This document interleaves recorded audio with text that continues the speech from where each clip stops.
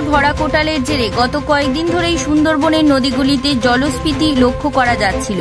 সেই জলস্ফীতির জেরেই নদী বাঁধ ভেঙে প্লাবিত হল গোটা গ্রাম। গ্রামের অন্তত 50টি বাড়ি জলমগ্ন হয়ে পড়ে এই ঘটনায়। বাঁধ ভেঙে জল ঢোকে দক্ষিণ 24 পরগনা জেলার গোসাবা ব্লকের কুমিরমারি গ্রাম পঞ্চায়েতের ভাঙনঘাট বৈদ্যপাড়া গ্রামে। খবর পেয়ে রাতে সেচ দপ্তরের কর্মী ও কুমির গ্রাম পঞ্চায়েতের প্রধান সহ অন্যান্যরা ঘটনাস্থলে পৌঁছয়।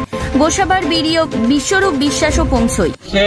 আগস্ট রাত্রে ঠিক আনুমানিক 10 ঘটিকার দিকে হঠাৎ করে মানুষ যখন ঘুমাচ্ছে, খাওয়া দাওয়া করে যাচ্ছে, ঘুমাতে যাচ্ছে, ঠিক সেই সময় হঠাৎ করে জলস্ফীতি লক্ষ্য করা যায় এবং একটা শব্দ লক্ষ্য করা যায়।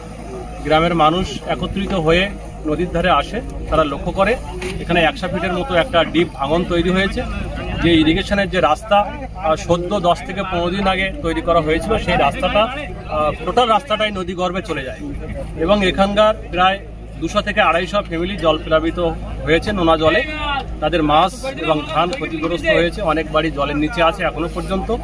ইরিগেশন দপ্তর এবং ব্লক ডেভেলপমেন্ট অফিসার, কোস্টাল থানার ওসি সহ আমরা কুমিরমারি গ্রাম পঞ্চায়েতের পক্ষ থেকে আমরা গ্রামের মানুষের সহযোগিতা নিয়ে আমরা এখানে তৎপরতার সঙ্গে কাজ করছি এবং আমরা আশা করছি খুব তাড়াতাড়ি আমরা বাঁধ মেরামতের কাজ করে দুপুরবেলার মধ্যে আমরা এটা আটকে ফেলব।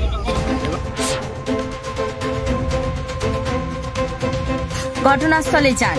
রাত থেকেই শুরু হয় বাঁধ মেরামতির কাজ। মৃন্ময় নস্করের রিপোর্ট, জেলার বার্তা।